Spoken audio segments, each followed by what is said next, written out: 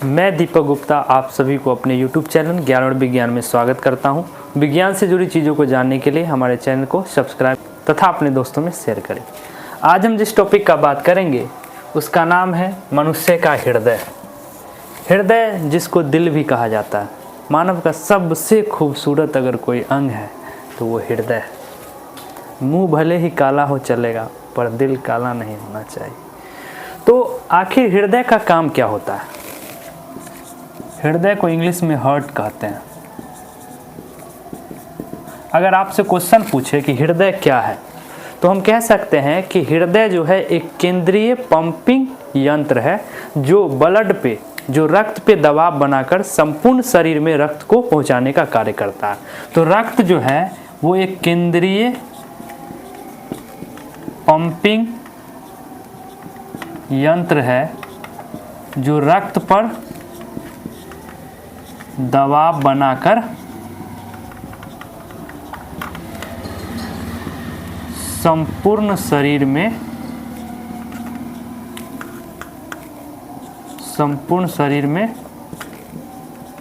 पहुंचाने का कार्य करता है।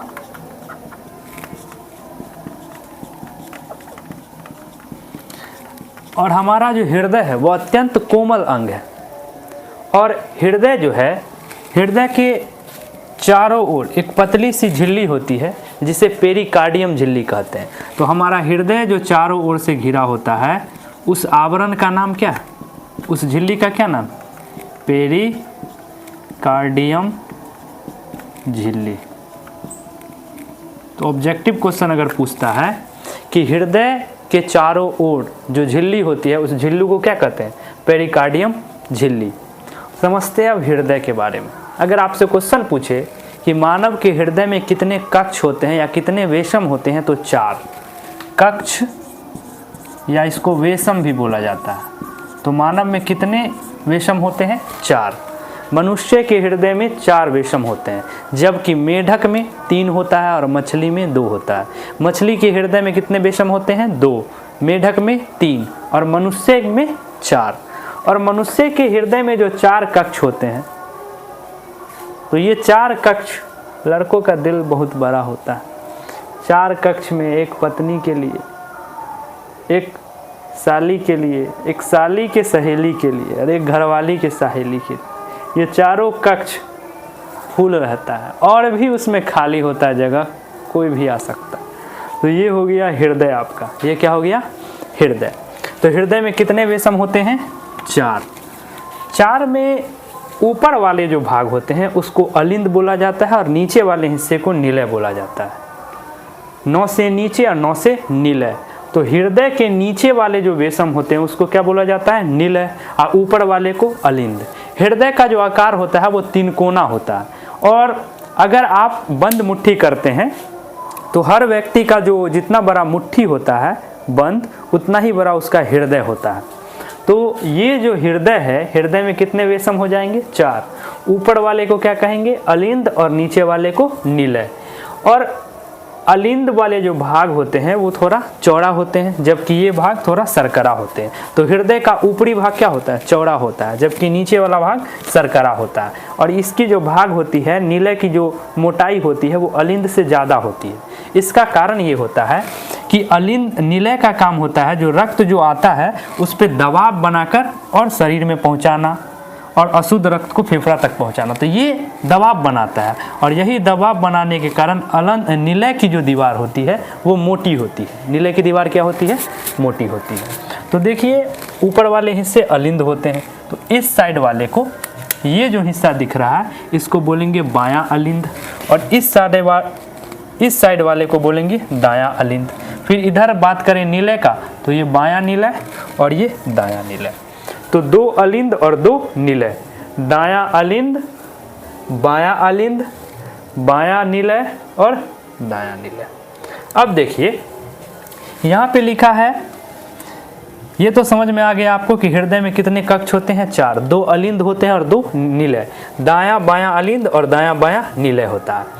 अब यहाँ पे लिखे हैं अंतरा अलिंद भित्ति। अंतरा अलिंद भित्ति अब यहाँ पे लिखा है अंतरा निलय भित्ति, तो क्वेश्चन पूछेगा कि अंतरा निलय भित्ति किसे कहते हैं। तो हम कह सकते हैं कि दायां निलय और बायां निलय को अलग करने वाले सेक्टम या भाग को अंतरा अलिंद भित्ति कहते हैं, या बायां निलय और दायां निलय को अलग करने वाले भित्ति को अंतरा अलिंद भित्ति कहते हैं। ये जो भित्ति होते हैं वो बायां निलय और दायां निलय को दो भागों में बांटता है, अलग करता है। अब हम पढ़ते हैं, अब हम जानते हैं अंतरा अलिंद भित्ति। तो अंतरा अलिंद भित्ति जो होता है, ये भित्ति ये क्या करता है कि बायां अलिंद और दायां अलिंद को अलग करने वाले भित्ति को अंतरा अलिंद भित्ति कहते हैं। तो इतना बात समझ में आपको आया। हृदय में 4 कक्ष, 2 अलिंद और 2 निलय।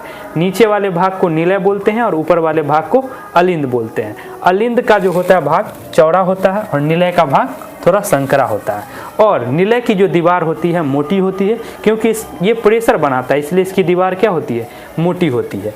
और बायां निलय और दायां निलय को अलग करने वाले भित्ति को क्या बोलते हैं, अंतरा निलय भित्ति। नाम है अंतरा निलय भित्ति, मतलब दोनों निलय को अंतर करने वाला।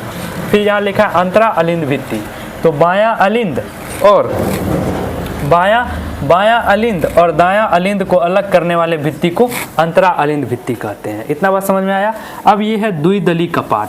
द्विदली कपाट क्या होता है कि बायां अलिंद और दायां निलय, रक्त जो है जब बायां अलिंद से होते हुए यहाँ से क्रॉस करता है, सबसे पहले द्विदली कपाट को, और फिर कहाँ आता है, बायां निलय में।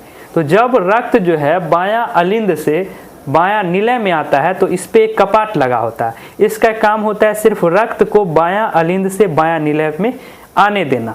और जब ये मतलब इधर से सिर्फ रक्त आ सकता है, लेकिन ये क्रॉस जैसे ये ऐसे बना हुआ है, तो जब भी रक्त ऐसे प्रेशर इस पे मारेगा तो ये ब्लॉक हो जाएगा और ये यहाँ से होते हुए महाधमनी से होते हुए शरीर में जाता है। तो देखिए हृदय की संरचना कितनी खूबसूरत बनाई गई है। सबसे पहले जब रक्त जो है फेफड़ा, सबसे पहले क्या होता है कि हम लोग ऑक्सीजन ग्रहण करते हैं, ऑक्सीजन फेफड़ा में जाकर और रक्त से मिलता है ऑक्सी हीमोग्लोबिन, और वो ऑक्सी हीमोग्लोबिन जो है फुफ्फुस शिरा से होते हुए कहाँ आता है, बायां अलिंद में।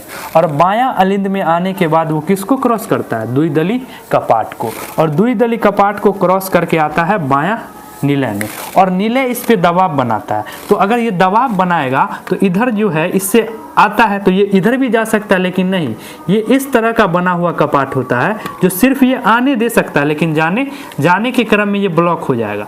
और जब ये प्रेशर मारेगा तो ये ब्लॉक हो जाएगा। फिर यहाँ से रक्त होते हुए महाधमनी से होते हुए संपूर्ण शरीर में जाता है। तो ये क्रिया वन साइड का हो गया। हृदय में रक्त 2 बार आता है, इसलिए बोला भी जाता है कि हृदय में रक्त परिवहन जो होता है वो द्विगुणी परिवहन होता है या द्विसंचरण होता है।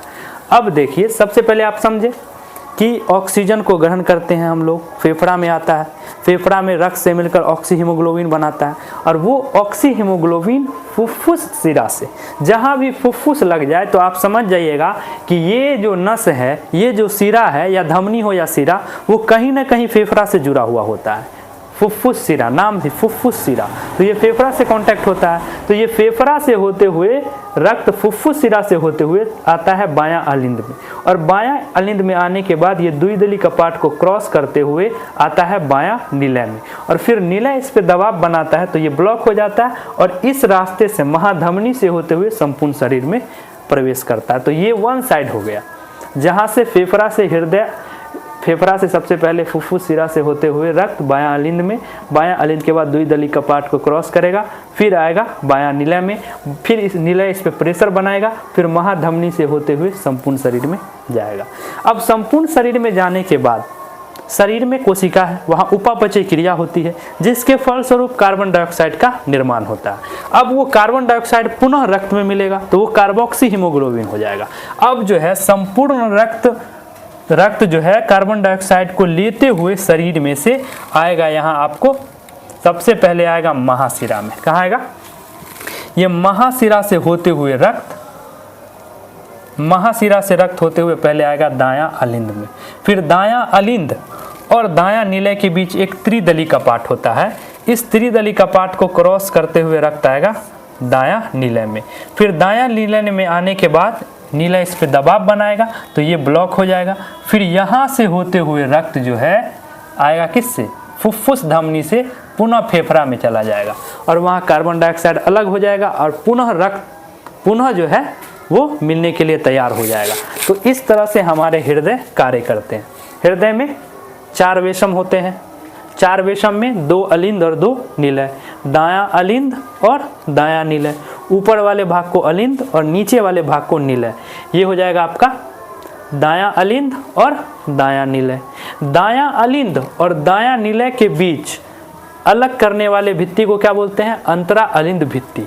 अब नीलय में बायां नीलय और दायां नीलय, बायां नीलय और दायां नीलय को अलग करने वाले भित्ति को अंतरा अलिंद भित्ति कहते हैं। और जो वाहिका या जो सिरा फेफड़ा से कनेक्ट होता है उसको बोलते हैं फुफ्फुस सिरा। और महाधमनी का काम होता है कि रक्त को शरीर में पहुंचाना और इसके बाद पुनः कार्बन डाइऑक्साइड लेते हुए जो है रक्त महाशिरा से होते हुए आएगा दायां अलिंद में। फिर दायां अलिंद से त्रिदली कपाट को क्रॉस करके आएगा बायां नीलय में। फिर बायां नीलय में दबाव बना के रक्त को फुफ्फुस धमनी से कहाँ भेज दिया जाएगा, फेफड़ा में। इस तरह से हमारा हृदय जो है कार्य करता है। एक बार शुद्ध रक्त जो है फुफ्फुस सिरा से होते हुए बायां अलिंद द्विदली कपाट क्रॉस करते और आता है बायां नीलय में, फिर महाधमनी से होते हुए शरीर में, फिर शरीर में उपापचय क्रिया के फल स्वरूप होते हुए आएगा कहाँ, महाशिरा से दायां अलिंद में। फिर दायां अलिंद को क्रॉस करके त्रिदली कपाट को क्रॉस करते हुए आएगा बायां नीलय में और फिर दायां नीलय में, फिर दायां नीलय से होते हुए फुफ्फुस धमनी से पुनः फेफड़ा में चला जाएगा। इसी तरह से हमारा जो हृदय है वो कार्य करता है। कहने का मतलब क्या हुआ कि सबसे पहले मान लीजिए कि हम लोग ऑक्सीजन को ग्रहण किए, फेफड़ा में आए और फेफड़ा में शुद्ध रक्त, फेफड़ा में रक्त होता है, वहाँ वो ऑक्सीजन मिलके ऑक्सी हीमोग्लोबिन बनाया और हमारा जो फेफड़ा है वह फुफ्फुस सिरा से होते हुए रक्त कहाँ आएगा, बायां अलिंद में। बायां अलिंद में आया, बायां अलिंद में आने के बाद ये द्विदली कपाट को क्रॉस करेगा, फिर आएगा आपको बायां नीलय में और बायां नीलय फिर इसको प्रेशर मारेगा, फिर आएगा महाधमनी से होते हुए संपूर्ण शरीर में प्रवेश कर गया। फिर संपूर्ण शरीर में प्रवेश करने के बाद इधर से आएगा, इधर से रक्त आएगा महाशिरा से होते हुए आएगा कहाँ, दायां अलिंद में। दायां अलिंद से होते हुए यहाँ त्रिदली कपाट को क्रॉस करेगा, त्रिदली कपाट को क्रॉस करेगा, फिर आएगा आपको दायां नीलय में। फिर दायां नीलय इस पर दबाव बनाएगा और दबाव बना के फिर फुफ्फुस धमनी से होते हुए कहाँ चला जाएगा, रक्त फेफड़ा में चला जाएगा, जहाँ कार्बन डाइऑक्साइड अलग हो जाएगा और पुनः ये क्रिया निरंतर चलती रहती है। तो हृदय में रक्त 2 बार आता है तो इसे द्विगुण परिसंचरण तंत्र भी कहा जाता है। हृदय में रक्त 2 बार आता है। तो यहाँ 2 चीज़ आप देखिए। सबसे पहले तो आप हृदय समझ गए होंगे कि हृदय को केंद्रीय पंपिंग यंत्र कहा जाता है, जो रक्त पर दबाव बनाकर संपूर्ण शरीर में पहुंचाने का कार्य करता है। और हृदय के चारों तरफ एक पतली सी झिल्ली होती है जिसे पेरिकार्डियम झिल्ली कहते हैं। और पेरिकार्डियम झिल्ली के 2 झिल्ली के बीच में एक गुहा होता है, जिस गुहा को पेरिकार्डियल गुहा भी कहा जाता है। और इस पेरिकार्डियल गुहा में एक द्रव भरा होता है, जिस द्रव को पेरिकार्डियल द्रव भी कहा जाता है। पेरिकार्डियल द्रव का कार्य क्या होता है कि आपके हृदय को बाहरी चोटों से तथा आघात से बचाता है।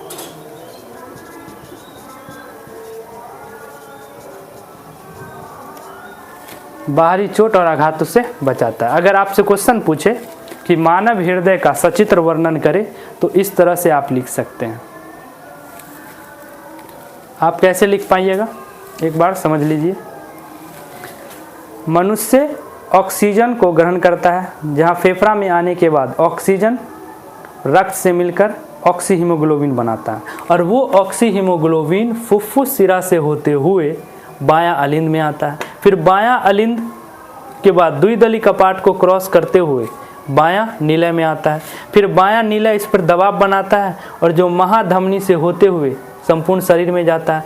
पुनः उपापचय क्रिया के फलस्वरूप कार्बन डाइऑक्साइड बनता है और वो कार्बन डाइऑक्साइड रक्त से मिलकर कार्बोक्सी हीमोग्लोबिन बनाता है जो महाशिरा से होते हुए दायां अलिंद में आता है। फिर दायां अलिंद के बाद त्रिदली को कपाट क्रॉस करते हुए दायां नीलय में और फिर ये दायां नीलय इस पर दबाव बनाकर और इसको फुफ्फुस धमनी से कहाँ भेज देता है? फेफड़ा में। थैंक यू, फिर मिलते हैं अगले क्लास में।